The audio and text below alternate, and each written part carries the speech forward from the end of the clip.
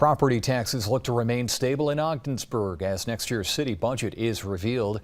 It'll happen at a council meeting tonight. We get a preview, though, with 7 News reporter Thomas Caffarella.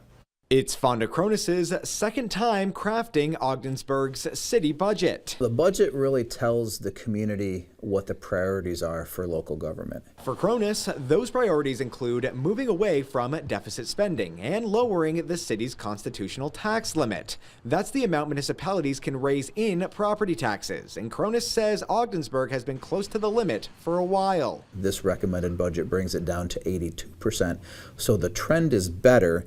But if you look at the average of all other New York State cities, that number is closer to 62%. A notable change in the budget proposal is the property tax rate per $1,000. It's down $1.54 compared to this year's. However, the city would still collect the same amount in taxes. That's because some city residents saw increased assessed property values this year. Anytime the tax rate goes down, that should generate some property tax savings for at least a segment of our residents, and that's a good story to have.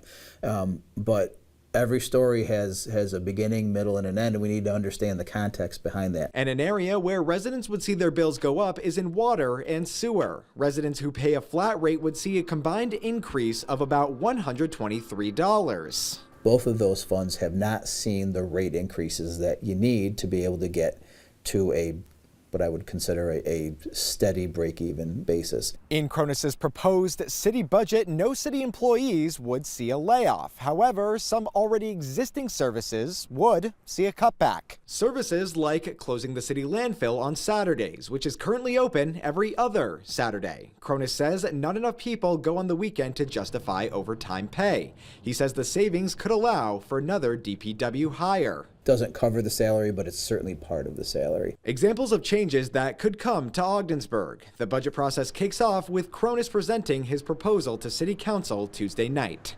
Thomas Caffarella, 7 News.